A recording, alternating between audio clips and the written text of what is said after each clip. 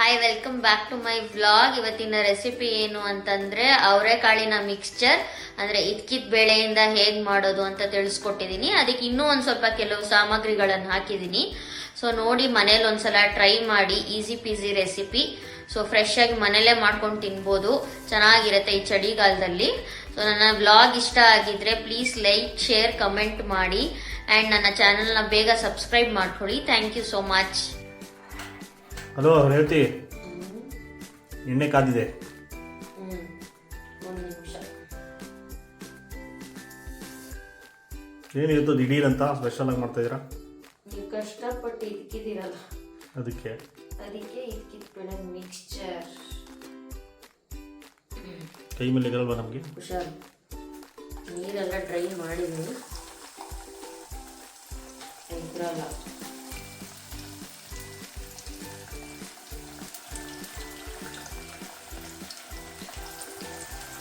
ಯಾವುದು ಪಟ್ಪಟ್ ಹೊಡೆಯುತ್ತೀವಿ.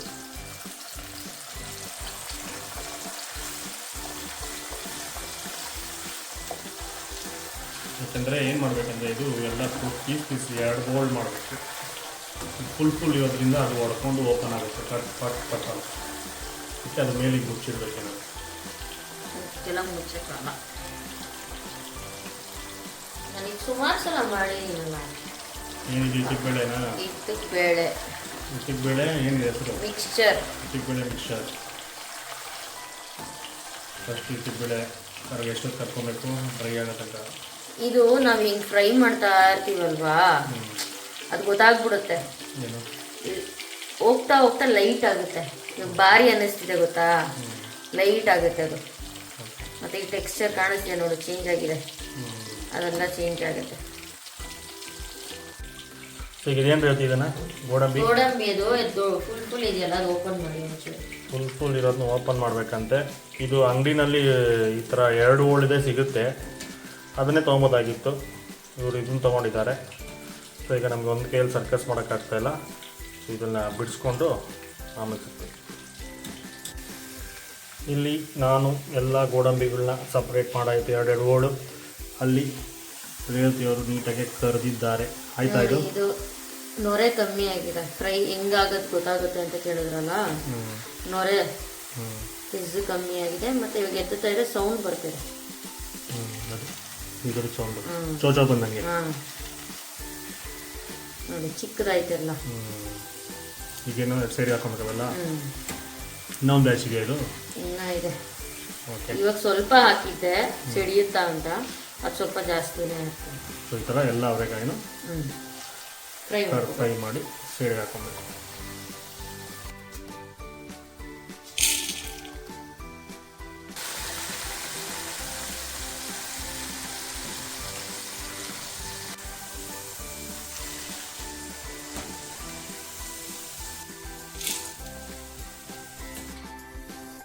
ನೆಕ್ಸ್ಟು ಬಾದಾಮಿ. ಇದು ಸಿಡಿಯುತ್ತೆ ಅಂತಿದ್ದಲ್ಲ? ಹೌದು, ಸಿಡಿಯುತ್ತೆ. ಎಷ್ಟೇ ಒಣಗಿದ್ರೂ ಸಿಡಿಯುತ್ತೆ. ಏನಾದರೂ ಕವರ್ ಮಾಡು. ಪರವಾಗಿಲ್ಲ, ಅಷ್ಟು ಸಿಡಿಯಲ್ಲ. ಕಲರೇ ಚೇಂಜ್ ಆಗುತ್ತೆ ಎಣ್ಣೆದು.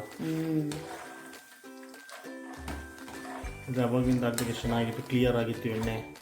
ಈಗ ಫುಲ್ಲು ಒಂಥರ ಮಡ್ಡಿ ಥರ ಆಗುತ್ತೆ, ಮಣ್ಣಿನ ಥರ.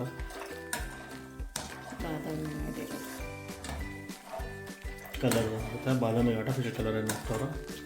ಇಲ್ಲ, ಒರೆಸ್ಕೋಬೇಕು ಯಾವಾಗಲೂ ಸಿಡಿಯುತ್ತೆ ಅನ್ನೋದಕ್ಕೆ ಇದೊಂದು ಟಿಪ್ಸು. ಹೀಗೆ ಮಾಡ್ತಾ ಇರಬೇಕು, ಸಿಡಿಯಲ್ಲ. ಅವಾಗ ಬಿಟ್ಬಿಟ್ರೆ ಆಗಲಿ ಫ್ರೈ ಆಗಲಿ ಅಂದರೆ ಸಿಡಿಯುತ್ತೆ. ಸಿಡಿಯುತ್ತೆ. ದೂರದಿಂದ ಝೂಮ್ ಹಾಕಿ ತೆಗಿತಾ ಇದ್ದೀವಿ. ಫುಲ್ಲು ಚಟಪಟ ಪಟಾಕಿ ಹೊಡೆದ ಹೊಡಿತಾರೆ.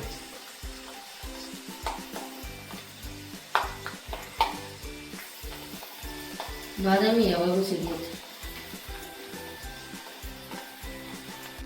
ಎಂತೈತಿ ನೋಡಿ, ಅದು ಸೀಲ್ ಬಿಟ್ಟಿದೆ ನೋಡಿ. ಆಗೋಯ್ತು ಅದು? ಅಷ್ಟೇನಾ? ಇಷ್ಟು ಬೇಗ ಆಗೋದು ಇದು?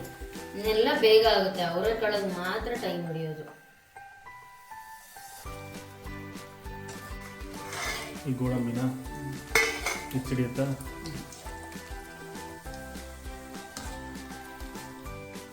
ಇದು ಬೇಗ ಹಾಗೆ ಹೋಯ್ತು ಆಗಲೇ ಟಕ್ ಎಣ್ಣೆ ಕಾದಿತ್ತಲ್ಲ. ನೆಕ್ಸ್ಟ್ ಬಡವರ ಬಾದಾಮಿ.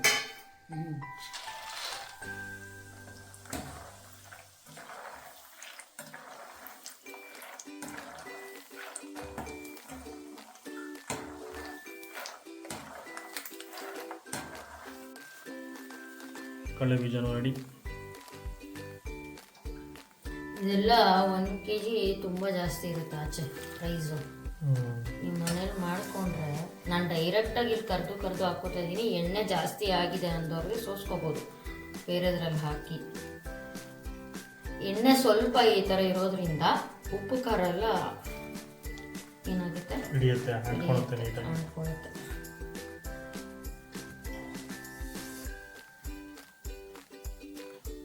ಇಲ್ಲ ಒಂಚೂರು ಎಣ್ಣೆ ಇರಬಾರ್ದು ಅಂದರೆ ಡೀಪ್ ಫ್ರೈ ಮಾಡೋಕ್ಕೆ ಹೋಗ್ಬಾರ್ದು. ಏರ್ ಫ್ರೈಯರ್ನ ತೊಗೊಂಡು ಅದರಲ್ಲೂ ಇದನ್ನೆಲ್ಲ ಮಾಡ್ಬೋದು. ಒಂದ್ಸಲಿ ಏರ್ ಫ್ರೈಯರ್ದು ರೆಸಿಪಿನೂ ತೋರಿಸ್ತೀವಿ. ಹೀಗೆ ಕಡಲೆಪಾಪು ಒಂದು ಏರ್ ಫ್ರೈಯರ್ ತೊಗೊಂಡು ಅದರಲ್ಲೂ ಮಾಡಿ ತೋರಿಸಿರುತ್ತೆ. ಇದು ವಿತೌಟ್ ಆಯಿಲು ಅಲ್ಲ, ಫುಲ್ ಹೆಲ್ತ್ ಕಾನ್ಷಿಯಸ್ ಇರೋರಿಗೆ. ಆಯಿಲ್ ಅನ್ನೋದೇ ಕೆಟ್ಟದಲ್ಲ, ತೀರಾ ಓವರ್ ಆಯಿಲ್ ಅನ್ನೋದು ಕೆಟ್ಟದ್ದು. ಇವಾಗ ನಾವು ಹೊರಗಡೆ ಮಾಡಿಟ್ಟಿದ್ದು ಎಷ್ಟೊಂದು ರೆಡಿಮೇಡ್ ಐಟಮ್ಸ್ ತಿಂತೀವಲ್ವಾ, ಅದೆಲ್ಲ ಒಂಥರ. ಮನೇಲಿ ಮಾಡಿದ್ದು ಫ್ರೆಶ್ ಆಯಿಲಲ್ಲಿ ಮಾಡಿರೋದು, ಅದು ನೀವು ಮಾಡಿರೋದೆಲ್ಲ ನೀವು ಒಬ್ಬರೇ ತಿಂತೀರಾ? ಇಲ್ಲದನ್ನೇ ಅದರಲ್ಲಿ ಎಷ್ಟು ತಿನ್ಬೋದು ನೀವು? ಅದರಲ್ಲಿ ಎಷ್ಟು ಆಯಿಲ್ ಹೋಗುತ್ತೆ ನಿಮಗೆ? ಅದು ನನಗೆ ಗೊತ್ತು. ಅಲ್ಲ ನಾನು ಹೇಳ್ತಾರದು ಅಲ್ಲಿ ಯಾರ ಹತ್ರ ಹೇಳೋರಿಗೆ ಅವ್ರಿಗೆ ಆಪ್ಷನ್ ಕೊಡಬೇಕಲ್ಲ. ನಿನಗೆ ಹೇಳ್ಬೇಕಲ್ವ ಅವ್ರಿಗೆ. ಆಯಿಲೇ ಬೇಡ ಅನ್ನೋರು ಏರ್ ಫ್ರೈಯರಲ್ಲೂ ಇದನ್ನು ಮಾಡ್ಕೊಬೋದು. ಇಲ್ಲ ಇದನ್ನೇ ಬೇರೆ ಏರ್ ಫ್ರೈಯರ್ ಎಲ್ಲ ತೊಗೊಳಕ್ಕೆ ಆಗಲ್ಲ ಅಂದರೆ ಇದೇ ಥರ ಮಾಡಿಕೊಂಡು ಒಂದು ಟಿಶ್ಯೂ ಪೇಪರ್ಗಳನ್ನ ಹಾಕ್ಕೊಂಡು ಅದ್ರ ಮೇಲೆ ಹಾಕಿ ಎಣ್ಣೆ ಎಲ್ಲ ಸ್ವಲ್ಪ ಹೀರ್ಕೊಂಡ್ಮೇಲೆ ಯೂಸ್ ಮಾಡಿ.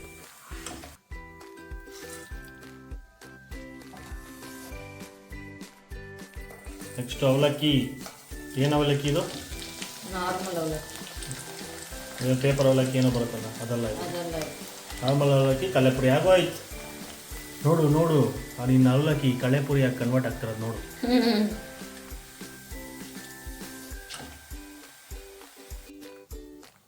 ಅದು ಜಾಸ್ತಿ ಇಲ್ಲ, ಹಂಗೆ ಹಿಡ್ಕೊಂಡು ಹಂಗೆ ಎತ್ಬಿಟ್ಟು ಸೋರ್ಸ್ಬಿಟ್ಟು ಹಾಕೋದು. ಬಟ್ ಇದ್ರಲ್ಲಿ ಸ್ವಲ್ಪ ಎಣ್ಣೆ ಜಾಸ್ತಿ ಇರುತ್ತೆ, ಜಾಸ್ತಿ ಎಣ್ಣೆ ಕುಡಿಯುತ್ತಿದ್ದು. ಇದು ಕುರ್ಕಲು ತಿಂಡಿ. ಗ್ಯಾಸ್ ಆಫ್ ಮಾಡಿದ ತಕ್ಷಣ ಯೂಸ್ ಮಾಡ್ಕೊಬೋದು.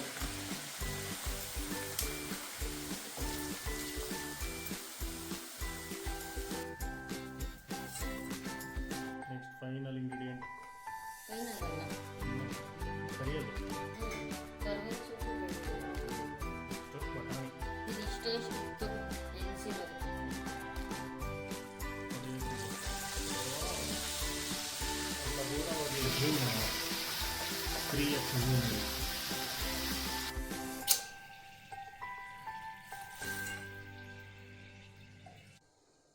ನೆಕ್ಸ್ಟ್ ಬೆಳ್ಳುಳ್ಳಿ ಸಿಪ್ಪೆ ಸಮೇತ ಜಜ್ಜಿ ಹಾಕಿ. ಯಾರಿಗಾರು ಬೇಡ ಅಂದ್ರೆ ಹಾಕೊಳ್ಳೋದೇನು ಅವಶ್ಯಕತೆ ಇಲ್ಲ. ಬೆಳ್ಳುಳ್ಳಿನೇ ಬೇಡವಾ? ಕೆಲವೊಬ್ರು ಬೆಳ್ಳುಳ್ಳಿ ತಿನ್ನಲ್ಲ.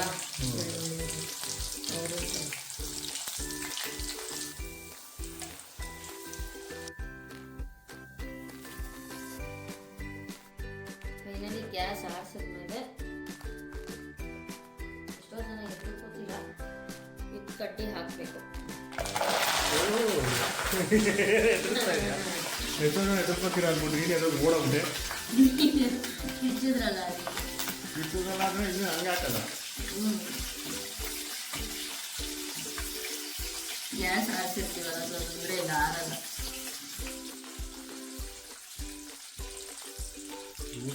ಮುಗೀತಾ? ಎಷ್ಟು ಚೆನ್ನಾಗಿ ಫ್ರೈ ಆಗಿದೆ. ಕರಿಬೇವಿನ ಸೊಪ್ಪು ಈಗಲೇ ಹಾಕಲ್ಲ, ಪುಡಿ ಆಗೋಗುತ್ತೆ. ಸೊ ಅದಕ್ಕೆಲ್ಲ ಉಪ್ಪು ಖಾರ ಮಿಕ್ಸ್ ಮಾಡ್ಕೊಂಡು ಲಾಸ್ಟಲ್ಲಿ ಹಾಕೋಣ. ಇಟ್ಕೊಬೇಕಾ?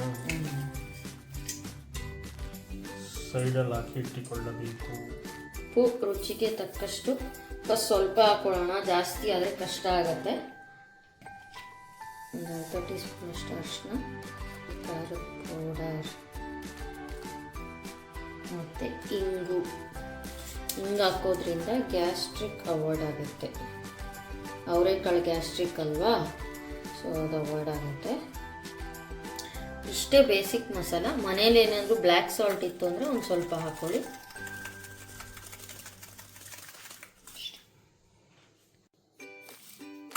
ಎಲ್ಲವನ್ನು ಮಿಕ್ಸ್ ಮಾಡ್ಕೊಳ್ಳೋಣ.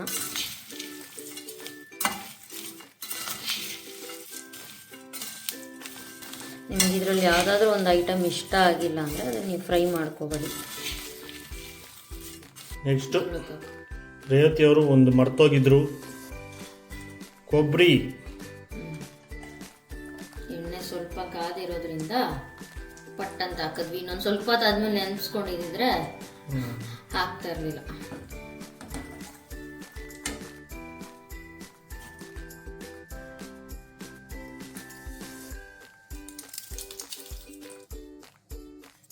ಲಾಸ್ಟಲ್ಲಿ ಹಾಕೊಬೇಕಾಗುತ್ತೆ, ಸಿಗುತ್ತೆ ಬಾಯಿಗೆ ಅಂತ.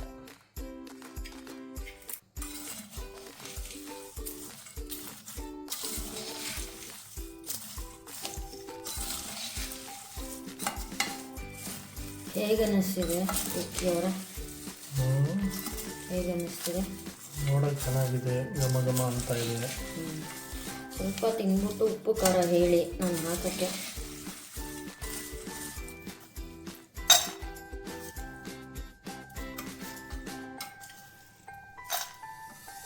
ಎಲ್ಲನೂ ಹಾಕ್ಕೊಳ್ಳಿ, ಎಲ್ಲನೂ ಟೇಸ್ಟ್ ಮಾಡಿ. ಅದಕ್ಕೆ ಎಲ್ಲ ಹಾಕಿದ್ದೇನೆ, ಹಂಗೆ ಹಾಕೊಳ್ಳೋದಲ್ಲ. ರೇವತಿಯವರು ಮನೆಯಲ್ಲಿ ಮಾಡಿರುವ ಕುರುಕಲು ತಿಂಡಿ.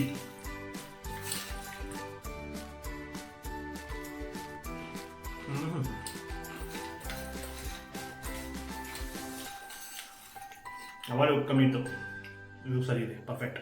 ಖಾರ ಕರೆಕ್ಟ್ ಇದೆ, ಬೇಡವಾ? ಸಾಕು. ಈಗ ಎಲ್ಲರ ಮನೆಗೆ ಕೊಡ್ತೀಯ ಸ್ವಲ್ಪ. ಹೌದು, ಅವ್ರು ಬೇಕಾದ್ರೆ ಏನು ಎಕ್ಸ್ಟ್ರಾ ಖಾರ ತಿನ್ನೋದು ಜಾಸ್ತಿ ಇದ್ರೆ ಖಾರ ಹಾಕೊಂಡು ಕೇಳೋ, ಬಟ್ ಇದು ಕರೆಕ್ಟಾಗಿ. ಓಕೆ, ಎಷ್ಟು ಸ್ಟಾರ್ ಕೊಡ್ತೀರಾ ನನಗೆ ರೇಟಿಂಗು? ನೀಟಾಗಿ ಎಲ್ಲಾದ್ರೂ ಕೋಟ ಇದೆ. ಜಾಸ್ತಿ ಬಂದ್ಬಿಟ್ಟು ಅವಲಕ್ಕಿಗೆ ಖಾರ ಉಪ್ಪು ಜಾಸ್ತಿ ಹಿಡಿದಿರುತ್ತೆ. ಆಮೇಲೆ ಎಲ್ಲಾನು ನೀಟಾಗಿ ಫ್ರೈ ಆಗಿದೆ. ಕಟುಮ್ ಕರುಮ್ ಸೌಂಡು, ಪಚಕ್ ಅಂದೆಲ್ಲ ಯಾವುದನ್ನು ಎಲ್ಲ ತಿಂದೆ. ಅವರೆಕಾಳು ಕಡುಮ್ ಕಳೆ ಉಪ್ಪು ಕಡುಮ್ ಇತ್ತಿಲ್ಲ. ಗೋಡಂಬಿ, ಬಾದಾಮಿ, ಕಟುಮ್, ಗೋಡಂಬಿ, ತುಪ್ಪ, ತೆಂಗಿನಕಾಯಿ, ಲಾಸ್ಟ್ ಹಾಕಿ ಕೊಬ್ಬರಿ, ಪರ್ಫೆಕ್ಟ್. ಅಲ್ಲಿ ಸ್ವಲ್ಪ ಎಣ್ಣೆ ಸ್ವಲ್ಪ ಜಾಸ್ತಿ, ಇದು ಸ್ವಲ್ಪ ಇಟ್ಕೊಂಡಿದೆ. ಈಗಂದ್ರೆ ನಾವು ಆಫ್ ಮಾಡ್ಬಿಟ್ಟಿದ್ವಲ್ಲ ಗ್ಯಾಸು, ಮತ್ತೆ ಹಚ್ಚಿ ಹಿಟ್ ಮಾಡಿ ಮಾಡಿದ್ವಲ್ಲ. ಸೂಪರ್. ಇಷ್ಟು ಇದು ಪಾತ್ರೆ ತೋರಿಸು. ಈ ಪಾತ್ರೆ ಫುಲ್ ಆಗಿದೆ. ಇದನ್ನ ಅಂಗಡಿನಲ್ಲಿ ಪರ್ಚೇಸ್ ಮಾಡಿದ್ರೆ ಎಷ್ಟು ರೂಪಾಯಿ ಆಗುತ್ತೆ ಕಮೆಂಟ್ ಮಾಡಿ. ಇಷ್ಟಕ್ಕೆ ನಿಮ್ಮ ಪ್ರಕಾರ ಎಷ್ಟಾಗುತ್ತೆ? ಎಷ್ಟು ಕೆಜಿ? 1 ಕೆಜಿ ಮೇಲಿದೆ. 1 ಕೆಜಿ ಮೇಲಿದೆ. ಆದ್ರೆ ಒಂದೂವರೆ 1.25 ಕೆಜಿ ತನಕಿದೆ. ಎಷ್ಟು ಅಂತಾರೆ? 500-600 ರೂಪೀಸ್ ಕೆಜಿ ಅನ್ಕೊಳ್ಳಿ. ಅಲ್ಲೇ ಹತ್ತತ್ರ ಅವರೆಕಾಳು, ಇದ್ಕಿದ್ದು ಅವರೆಕಾಳು, ಗೋಡಂಬಿ, ಬಾದಾಮಿ ಎಲ್ಲ ಇರೋದು. ಸೊ ಮನೇಲಿ ಮಾಡಿಕೊಂಡು ಮಸ್ಟ್ ಟ್ರೈ.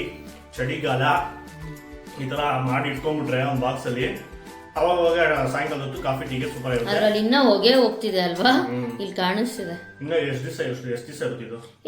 ಮನೇಲಿ ಮಾಡಿರೋದು 1 ತಿಂಗಳು ಮೇಲೆ ಇರುತ್ತೆ ಕರೆಕ್ಟಾಗಿ ಸ್ಟೋರ್ ಮಾಡೋದು. ಸೂಪರ್. ಅದೇ ಮಸ್ಟ್ ಟ್ರೈ ಮಾಡಿ ಮನೇಲಿ ಎಲ್ಲರೂ. ಕಮೆಂಟ್ ಮಾಡಿ ಹೆಂಗ್ ಬಂತು ಅಂತ ರಿಸಲ್ಟು. ಆಮೇಲೆ ಲೈಕ್ ಮಾಡಿ, ಶೇರ್ ಮಾಡಿ, ಬೇರೆಯವ್ರಿಗೂ ಯೂಸ್ ಆಗುತ್ತೆ. ನಿಮ್ಮ ಫ್ರೆಂಡ್ಸ್ಗೆಲ್ಲರಿಗೂ ಶೇರ್ ಮಾಡಿ. ಆಮೇಲೆ ಚಾನಲ್ ಸಬ್ಸ್ಕ್ರೈಬ್ ಆಗಿದೆ, ಈಗ ಸಬ್ಸ್ಕ್ರೈಬ್ ಮಾಡ್ಕೊಂಬಿಡಿ. Thank you.